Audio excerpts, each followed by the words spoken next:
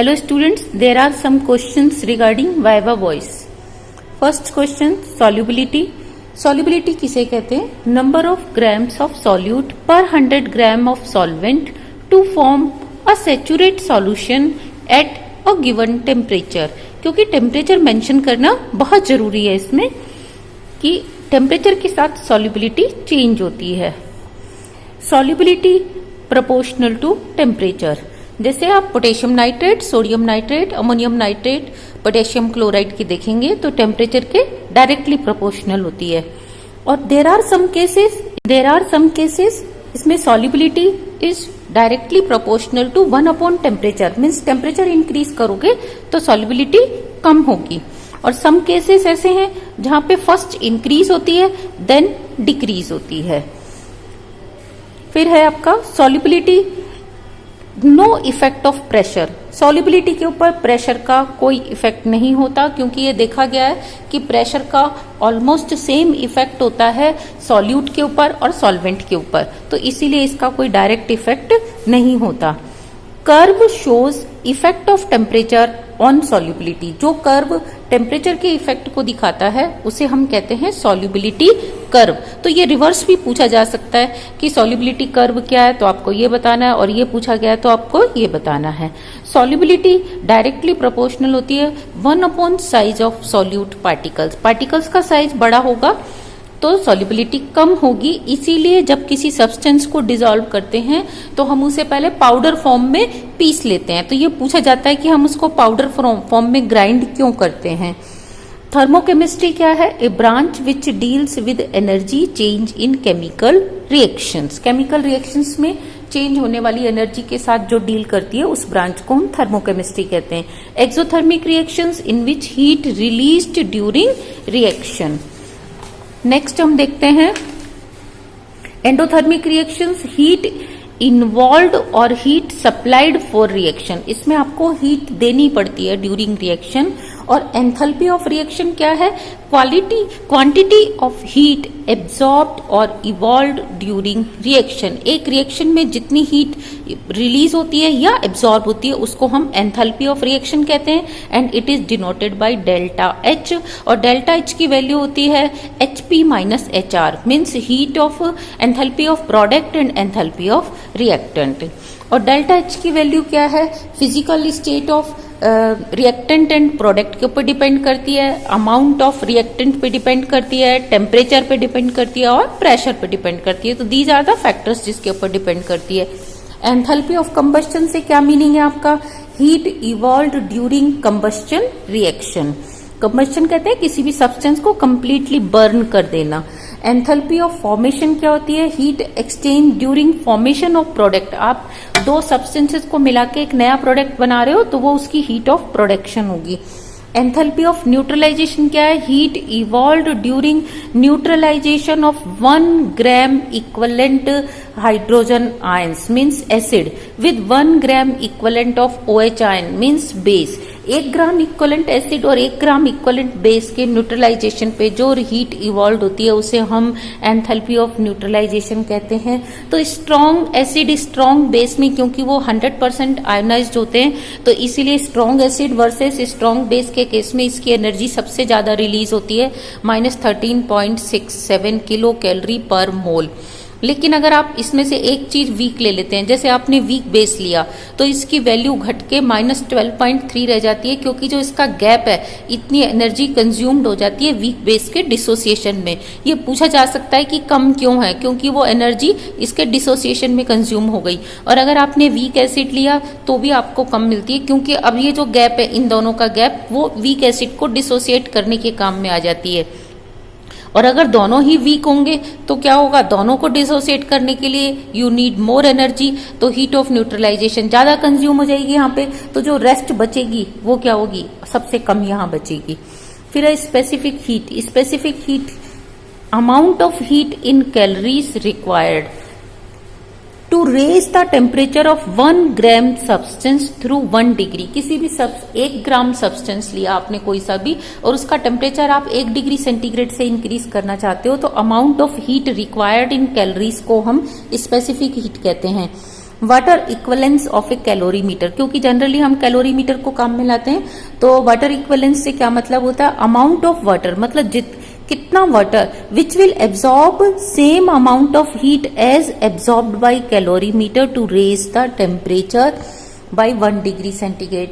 इसका कहने का मतलब ये कि ये आपने एक कैलोरीमीटर ले रखा था, जब आप इसमें इसका टेम्परेचर 1 डिग्री से बढ़ाओगे तो ये कुछ क्या करेगा, हीट को एब्जॉर्ब करेगा। और अगर आपने यहाँ पानी ले रखा है, पानी का आपने कितना पानी लें कि वो सेम एनर्जी एब्जॉर्ब कर ले जितनी इसने की थी, तो हम पानी के अमाउंट को यहाँ बात कर रहे हैं, तो इसीलिए इसको हम कहते हैं अमाउंट ऑफ वाटर। और इसकी यूनिट्स भी किस लिए होती हैं, किसमें होती हैं, ग्राम में होती हैं, क्योंकि हम वाटर को ग्राम में ही वे करेंगे। हीट कैपेसिटी को हम क्या कहते हैं, वाटर इक्विवेलेंट भी कहते हैं कैलोरीमीटर के लिए। Next is heat of solution. Heat of solution को आप हीट ऑफ डिसोल्यूशन भी बोलते हो, इसको एंथैल्पी ऑफ डिसोल्यूशन भी कहते हैं।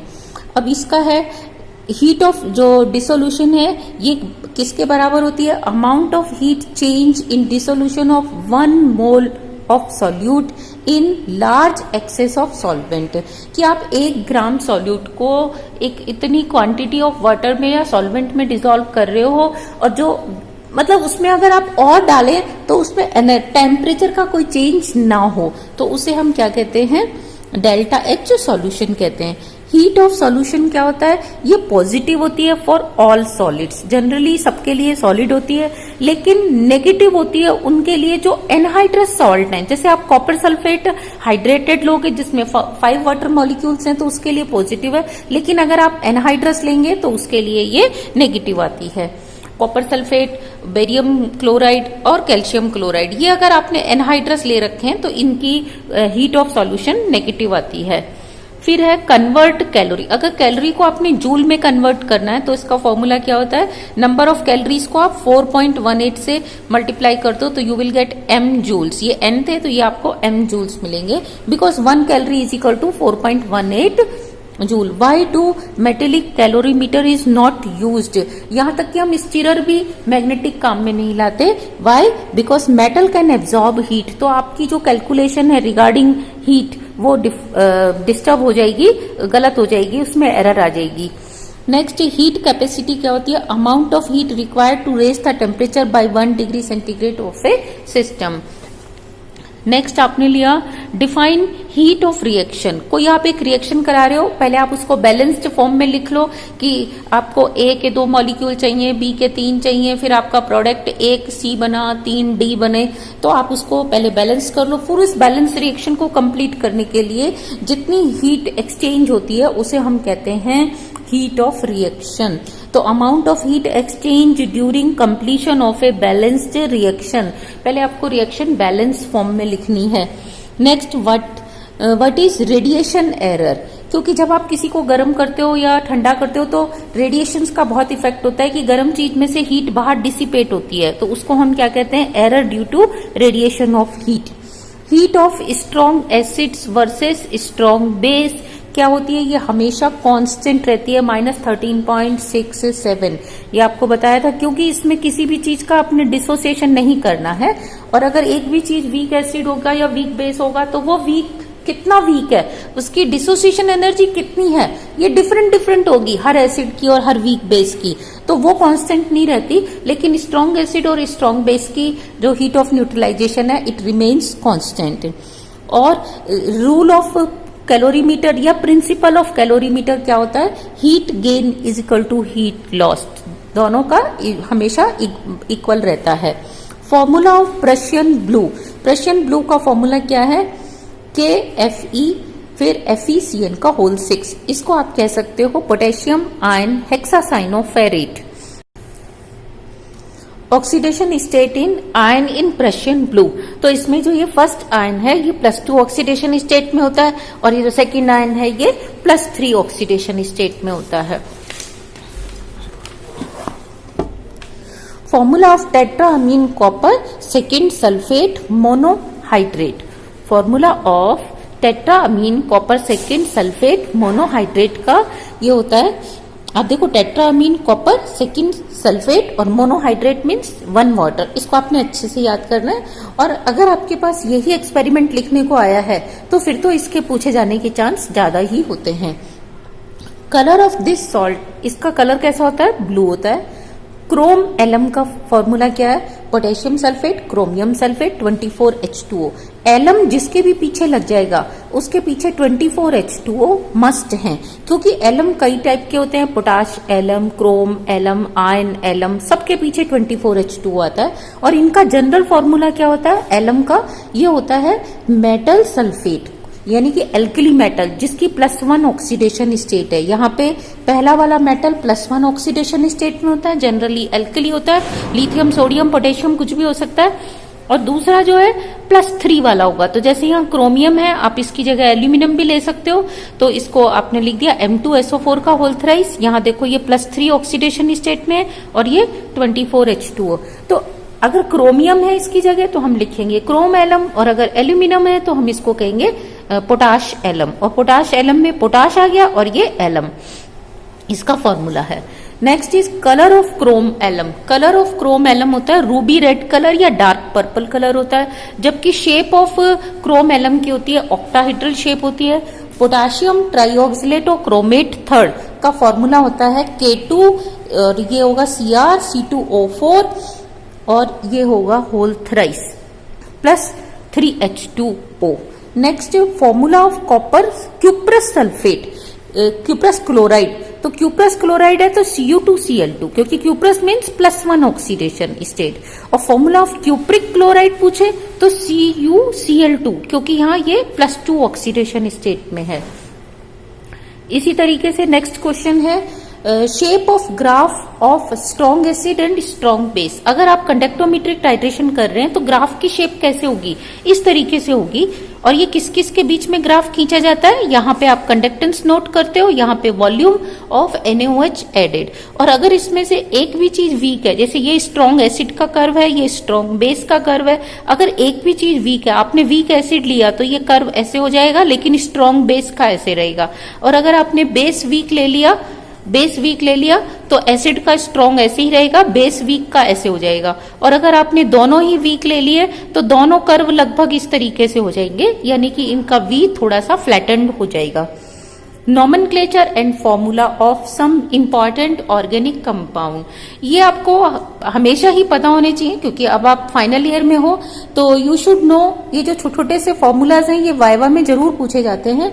जैसे एसिटिक एसिड का फॉर्मूला क्या है या उसका नॉमेनक्लेचर क्या है, मैंने यहाँ आपको 4-5 लिख के दिए, हो सकता है इसके अलावा भी आपसे पूछा जाए, तो इसलिए आपको इनकी प्रैक्टिस तो हमेशा ही रखनी चाहिए। जैसे एसिटिक एसिड का फॉर्मूला CH3COH और इथेनोइक एसिड। इसके ऊपर एक क्वेश्चन ये भी बनता है कि हम इसको ग्लेशियल एसिटिक एसिड क्यों बोलते हैं, क्योंकि जब ये ठंडा होता है तो काफी स्टिकी और इसकी जो ट्रांसपिरेसी है वो बिल्कुल ग्लेशियर की तरह होती है, तो इसलिए हम इसको ग्लेशियल एसिटिक एसिड कहते हैं। फॉर्मिक एसिड HCOH होता है, मिथेनोइक एसिड इसका IUPAC नॉमेनक्लेचर है। एसीटोन का फॉर्मूला CH3COCH3, इसको प्रोपेनोन कहते हैं। ऑक्सैलिक एसिड COOH होता है। अच्छा, इसमें वाटर मॉलिक्यूल पूछ सकता है, कितने होते हैं? 2 होते हैं, तो इसका इथेन डाइओइक एसिड नाम होता है। इथाइल एसीटेट को इथाइल एस्टर भी बोलते हैं, CH3COOC2H5, इसका नाम इथाइल इथेनोएट होता है।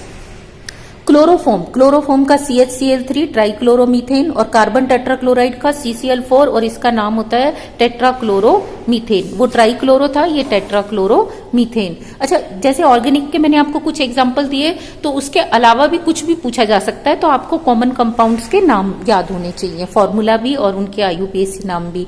और इसी तरह से इनऑर्गेनिक कंपाउंड में भी कुछ कॉमन कंपाउंड्स हैं जिनके नाम पूछे जा सकते हैं। एल्यूमिनियम सल्फेट Al2SO4 का whole thrice, calcium sulphate CaSO4, ammonium chloride NH4Cl, sodium carbonate Na2CO3 और सोडियम बाइकार्बोनेट या hydrogen carbonate NaHCO3, calcium carbonate CaCO3। अब अगर आपसे कॉपर सल्फेट कह दे या क्यूप्रिक सल्फेट कह दे तो दोनों का एक ही फॉर्मूला है, क्योंकि ये +2 स्टेट में है कॉपर सल्फेट। लेकिन अगर क्यूप्रस कह देगा तो वो उसका फॉर्मूला हो जाएगा Cu2SO4। तो इसका तो 2 आ गया और इसका आपका हो जाएगा 1, तो उसका फॉर्मूला चेंज हो जाएगा। ये क्यूप्रस है, ये क्यूप्रिक या कॉपर सल्फेट है। अच्छा, ये तो मैंने आपको 8-10 एग्जाम्पल दिए, लेकिन इसके अलावा आपको कुछ कैटायन और कुछ एनायंस अगर याद हैं तो आप उसी समय खुद भी बना सकते हो कि कैटायन की वैलेंसी एनायन के नीचे लिखी जाती है, एनायन की वैलेंसी कैटायन के नीचे।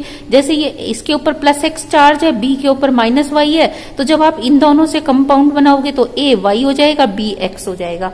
तो आपको इंस्टेड इन सबको याद करने के आपको कुछ जनरल जो कॉमन कैटायंस हैं इनके हमेशा याद होने चाहिए। तो मैंने आपको थोड़ा सा कैटेगराइज करके लिखा है, जैसे लिथियम, सोडियम, पोटेशियम जो फर्स्ट ए ग्रुप है इसके ऊपर +1 चार्ज होता है, beryllium, magnesium, calcium, strontium, barium के ऊपर +2 होता है। इसके अलावा आप एल्यूमिनियम पे देखेंगे +3, फेरस बोला जा रहा है तो +2, फेरिक बोला जा रहा है तो +3। क्यूप्रस में अस वाले में हमेशा कम होता है, तो ये क्यूप्रस है तो 1, क्यूप्रिक है तो 2, मतलब 2 और 3 में 2 कम है तो फेरस, 3 ज्यादा है तो फेरिक। क्यूप्रस क्यूप्रिक में 1 कम है तो अस और 2 ज्यादा है तो क्यूप्रिक। मर्क्यूरस मर्क्यूरिक 1 और 2 में 1 कहते हैं मर्क्यूरस को, 2 कहते हैं मर्क्यूरिक को। स्टेनस स्टेनिक 2 कहेंगे स्टेनस को, +4 कहेंगे स्टेनिक को। कोबाल्ट के ऊपर देखो +3 चार्ज होता है, इन जनरल ऑक्सीडेशन स्टेट की बात कर रही हूं मैं। निकिल पे +2 होता है, लेड को प्लम्बस कहेंगे तो +2, प्लम्बिक कहेंगे तो +4। अब आपने अगर इसको किसी एनायन से कराया रिएक्ट तो आपको कुछ एनायंस के बारे में भी याद होना चाहिए, तो मैंने आपको थोड़े से एनायंस लिख के दिए, जैसे ये chloride, bromide, iodide, fluoride, hydride और ये हाइड्रोक्साइड। इन सब के पीछे आप देखो क्या लग रहा है, IDE की स्पेलिंग है। जब IDE की स्पेलिंग होती है तो केवल एक ही एटम होता है। हाइड्रोक्साइड इसका एक्सेप्शनल केस है कि हमने हाइड्रो लगा दिया ऑक्साइड, एक्चुअली ये ऑक्साइड था, ऑक्साइड में एक H आ गया तो हमने इसको कह दिया हाइड्रोक्साइड। सबके पीछे देखो IDE की स्पेलिंग है। Similarly sulphide oxide IDE, nitride phosphide तो ये भी IDE। तो इनमें जिनमें एक एटम होता है उनके पीछे IDE लगता है। और लेकिन अगर ऑक्सीजन भी साथ में है तो हमें देखना पड़ता है वो लो ऑक्सीडेशन स्टेट में है, यानी कि नंबर ऑफ ऑक्सीजन कम है या ज्यादा है। क्यों, 2 ऑप्शन होते हैं, तो छोटे वाले को हम इट कहेंगे जिसमें ऑक्सीजन का नंबर कम है, और जिसमें ज्यादा होता है उसको हम 8 कहते हैं। तो चार्ज आपको याद होना चाहिए, जैसे सल्फाइट और सल्फेट दोनों पे सेम चार्ज है, लेकिन इसमें 3 ऑक्सीजन है, इसमें 4, तो इसको हम बोलेंगे इट और इसको बोलेंगे हम 8 सल्फेट। अब ये नाइट्राइट और नाइट्रेट दोनों पे सेम चार्ज है -1, इट बोलेंगे 2 वाले को, 8 बोलेंगे 3 वाले को।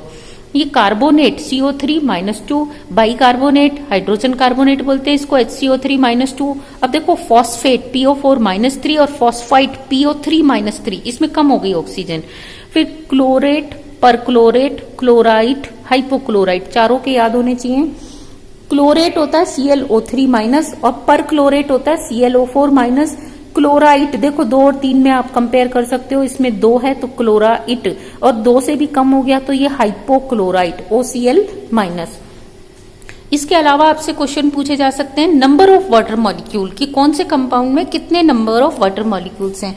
कॉपर सल्फेट में 5 होते हैं, और जब इसके साथ 5 मॉलिक्यूल होते हैं तब इसका कलर ब्लू होता है। जब ये 5 मॉलिक्यूल हटा देते हैं तो ये कलरलेस हो जाता है।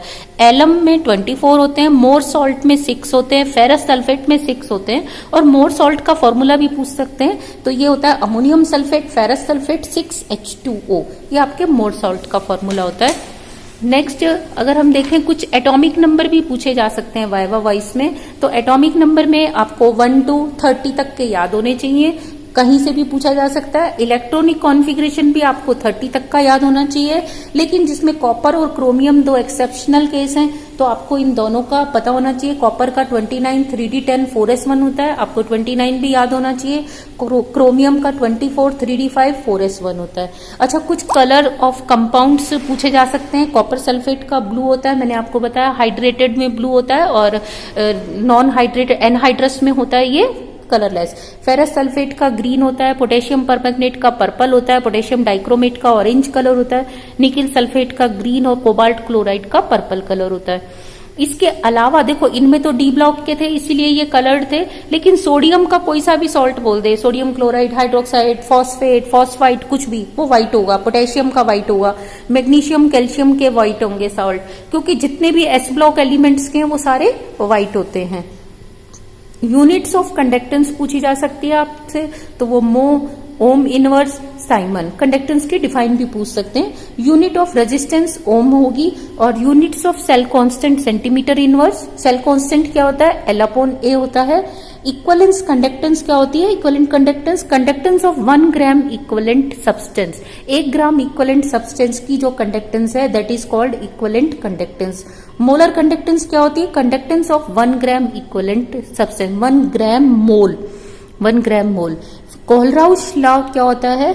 Migration of ion at infinity dilution is dependent on nature of solvent and on potential gradient, not on presence of other ion. कौन सा दूसरा आयन साथ में है इसके ऊपर डिपेंड नहीं करती। इसीलिए लैम्डा ए बी यानी कि सॉल्ट की जो इंफिनिटी पे कंडक्टेंस होगी that will be equal to lambda infinity for cation, lambda infinity for anion. So these were the some important questions I discussed on your request. और मेरा ऐसा कहना नहीं है कि आपसे यही क्वेश्चन पूछा जाएगा, आपसे कोई सा भी क्वेश्चन पूछा जा सकता है, इसके अलावा भी पूछा जा सकता है। साथ में आपको जो प्रैक्टिकल करने को दिया जाता है वो आपने कैसे परफॉर्म किया, उसमें आपने कैसे वे किया, कितना किया, क्यों किया, इसके ऊपर भी कुछ क्वेश्चंस बनते हैं। तो hope for the best and all the very very best. Thank you.